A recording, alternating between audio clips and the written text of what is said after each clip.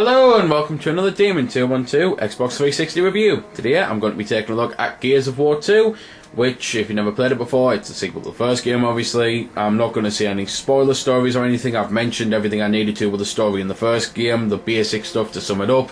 This is, obviously, a continuation that then ends with the third one.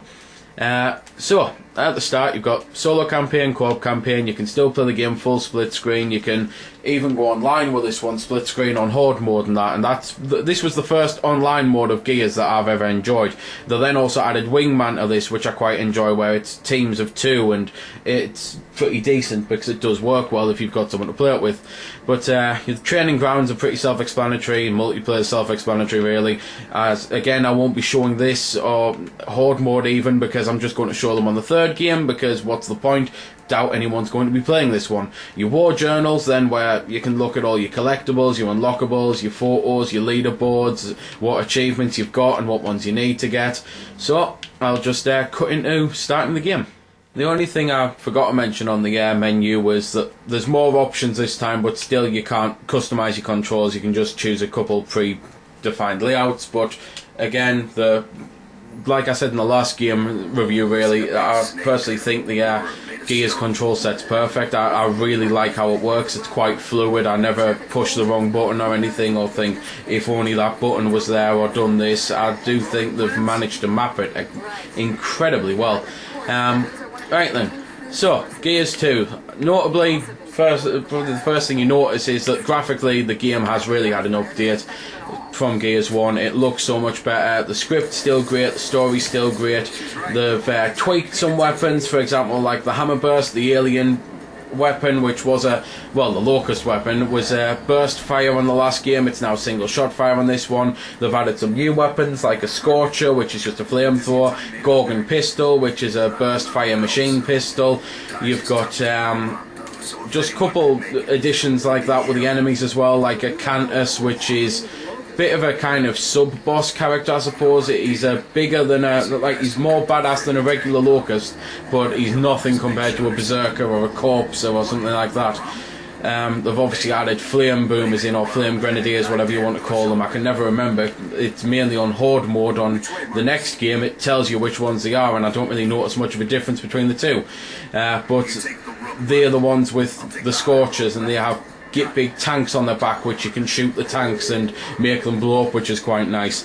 You get to fight Brumax on this game, which you didn't on the first one on the Xbox. I did mention in the review, obviously you did on the PC version, and there's just a couple other additions like that. For example, Troikas, they used to be infinite fire. You could fire them regardless and never have a problem. Now you have to let them cool down, and you can cool them down now by pushing the right bumper, and you can do that with things like mulchers, which you give big Gatling guns you can carry around. You can get boom shields on this one, which are a nice little defensive thing. You could do executions this time round when the enemies were down, like a load of different ones with different weapons.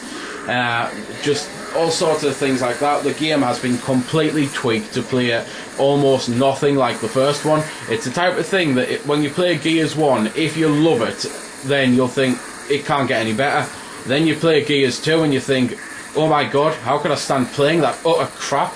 And then you play Gears 3 and you think, seriously, what scum villainry thing was I playing there? Because they do so much in between that while it's still the same game and you can jump straight into playing it, it's just so much better.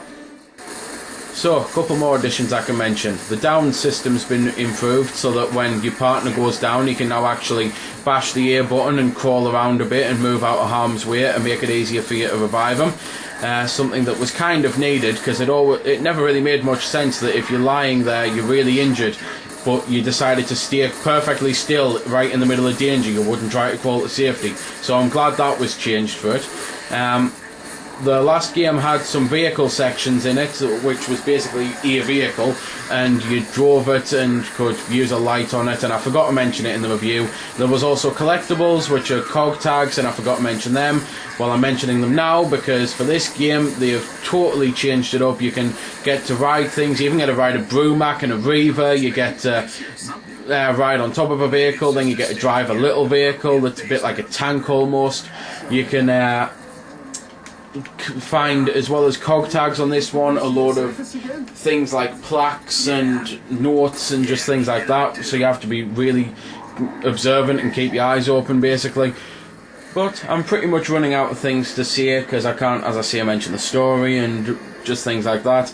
I will say there's a downloadable content section for this, which is quite cool. Basically, in I think it's Act 4, you get the choice to sneak in or go in violently, and you don't get the choice at all.